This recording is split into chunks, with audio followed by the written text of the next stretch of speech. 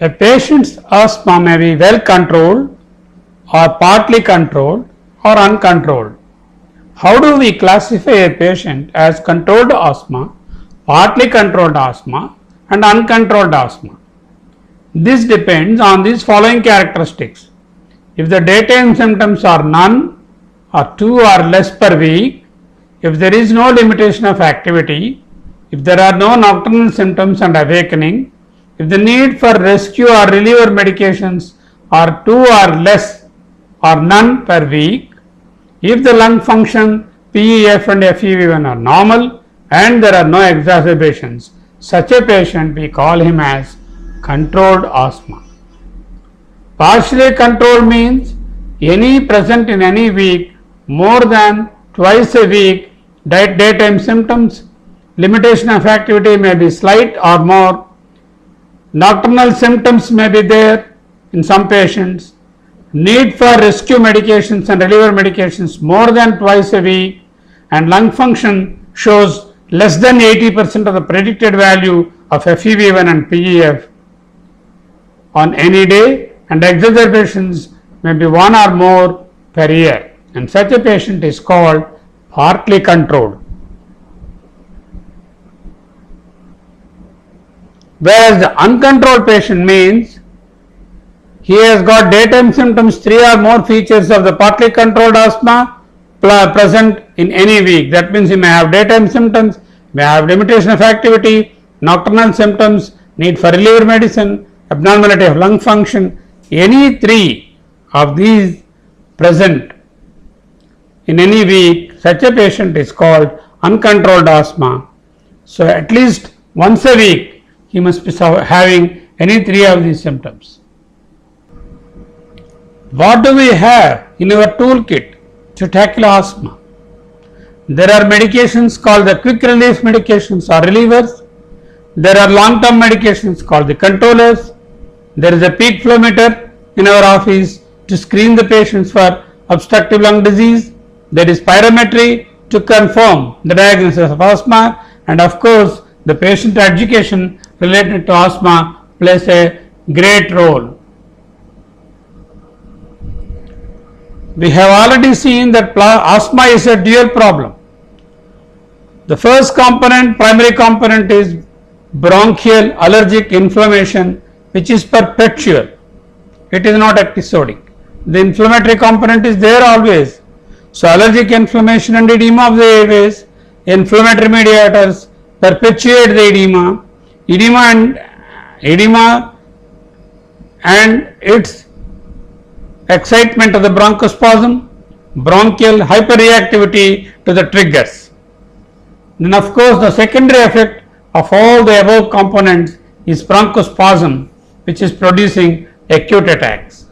So there is a perpetual underlying bronchial inflammation and there is the bronchospasm precipitated by the allergic inflammation in the form of acute attacks.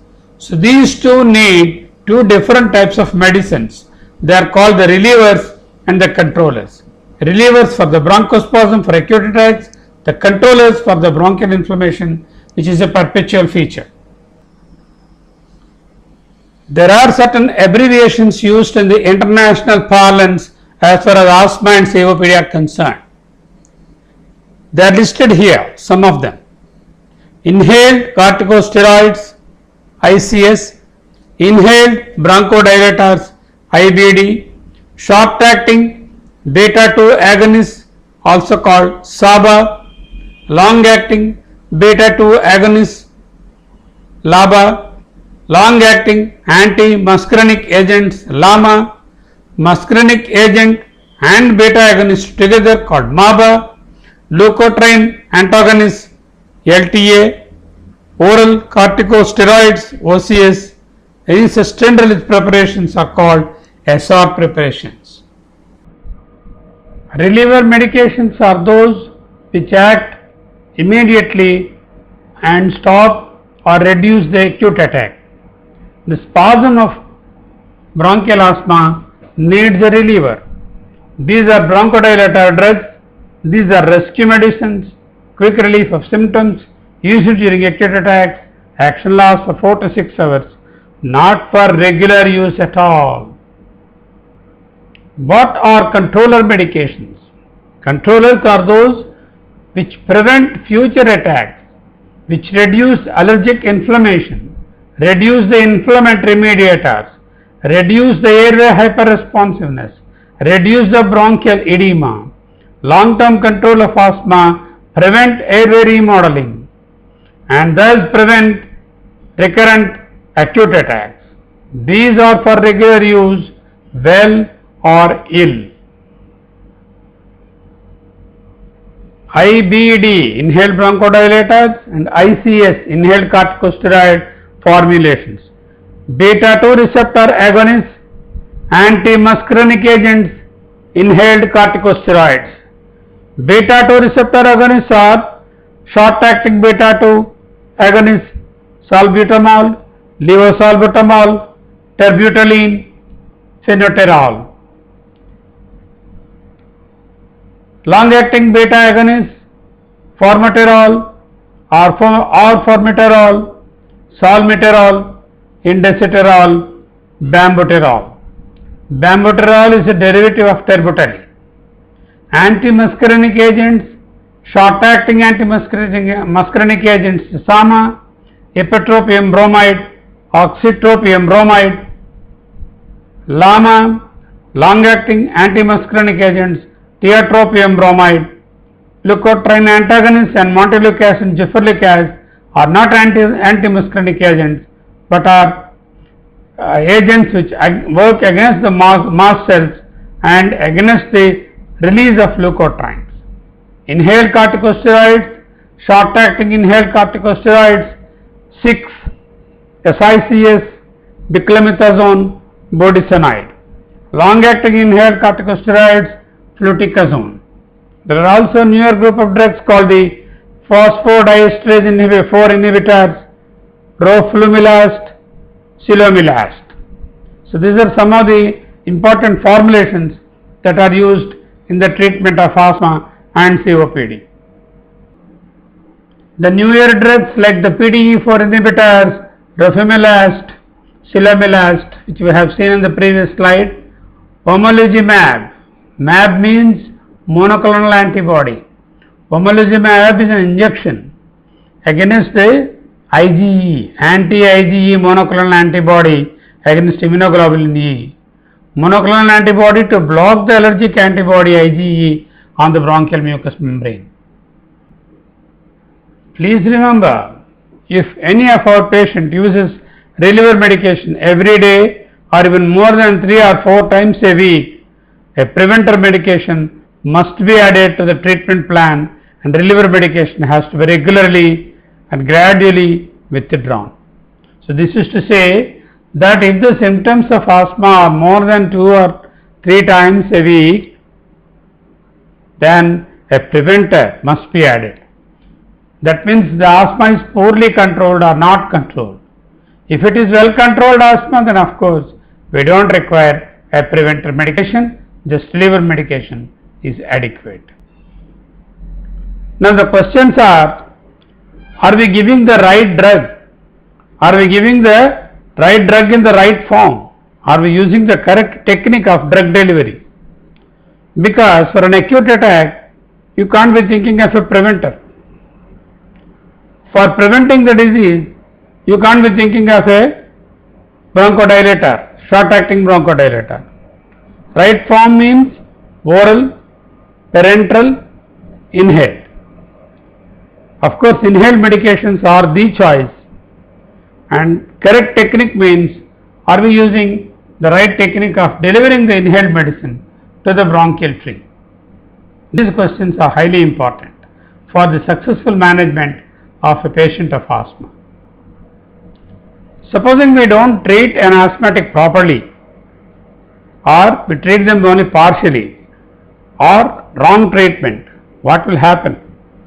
This is the normal airway, very patent, inflamed asthmatic airway, very much narrowed, partially treated, the narrowing is slightly improved, but not to the normal extent. And if this is between inflamed and partially treated, goes on like that for some years or months, then fixed lead pipe obstruction develops and bronchial tree is remodeled. This is called remodeled airway, which will not respond to any treatment further. So we should not allow our patient to get remodeled airways and then permanent bronchostenosis. The same concept expressed here in a transection of the bronchial tree, normal bronchial tree, very wide open airways, inflamed airways, constricted airways, very small airway opening. Then with little treatment it might improve, and then if it is improperly treated or partially treated, it will get remodeled and then permanent bronchostenosis develops.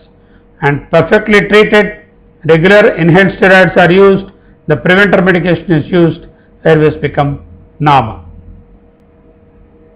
The most important dictum in the treatment of asthma is all asthma drugs should be ideally taken through the inhalation route. There is no shortcut to that. We have to use inhalation treatment for asthma. What is the single most important agent that changes the life of an asthmatic? Inhaled corticosteroids, ICS. ICS are the most potent and effective anti-inflammatory medication currently available for asthma. Any patient who is not controlled, partially controlled or not controlled must get an ICS. ICS need not be given only in cases of patients who have well controlled asthma, which means very little symptoms that are listed earlier, less than 2 or none episodes per week. Except for them, every other asthmatic must get inhaled corticosteroids. See, we must first believe ourselves in the effectiveness of inhaled corticosteroids. Then only we will be able to convince the patients. So when we start prescribing corticosteroids, the immediate question is steroids, inhaled medicines. Oh, how can we use steroids? How can we use them in the long run? And why again inhale has a lot of cumbersome nature and taboo with using the inhaled medicines? Patients' wrong belief. Parents, grandparents, neighbors, friends, all of them advise, no, don't use steroids, don't use inhaled medicines. But the truth is the reverse. Corticosteroids are the answer. Inhaled corticosteroids are the medicines for asthma prevention. First of all, let us believe in science and let us explain and convince the patients. Let us change their lives to happy lives. We need to unlearn certain of our previous practices. Thanks heavens we have forgotten giving adrenaline subcutaneous for acute asthma, which could precipitate in death if the case is a cardiac asthma. Deriphyllin and betnosol IV. The moment you see a patient with breathlessness, don't run for deriphyllin-betnosol combination. Give up this habit, please. It's a must. Oral short-acting bronchodilators, oral short-acting beta-agonist SABA and LABA, please restrict their use. Oral medicines are not the best choice for asthma. No syrups, no tablets of aspirin or terbutaline. Theophylline in any form, beware, it's of toxic effects, it's narrow therapeutic window. Systemic steroids, except in exacerbations, except in certain selected situations, not a routine choice for the treatment of asthma or COPD. So then what are the treatments? ICS and IBD are the treatments of choice. So we need to unlearn all these practices and then focus ourselves on the modern management of asthma. Why inhalation medications? What's the difference between oral treatment and inhalation treatment? Oral medications are slow in onset, inhaled route rapid in onset. Large dose is required orally because it has to get absorbed, get into the circulation, come to the bronchial tree and show its effect. Whereas small micrograms of dose is essential and is required and sufficient for the inhaled route. Greater side effects because of the oral medications, they have systemic side effects, whereas drugs delivered to the bronchial tree, site of injury or site of inflammation, no systemic absorption to a great extent, so side effects are less. Erratic absorption could be a problem with oral medications, they are better tolerated inhaled medications. Oral medications will take time for the acute illness to be tackled, whereas inhaled route is the treatment of choice for acute symptoms. So we have already seen that the controller medications to prevent the remodeling of bronchial tree and to prevent further worsening of asthma and to reduce the acute episodes are ICS or inhaled corticosteroids. Budesonide, beclomethasone, fluticasone are available. Any one of these drugs can be used. The starting dose could be 400 to 1000 micrograms per day, approximately in 2 divided doses. And this is maintained for a couple of months, at the most 3 months. Then slowly the dose is reduced and tapered down and kept at 20 micrograms, 200 micrograms per day. They are very safe for long-term use. Even years of use does not cause any problem. How safe are inhaled corticosteroids? They are very safe. Even in small children for several years, they have no adverse effects. 30% of Olympic athletes use inhaled corticosteroids.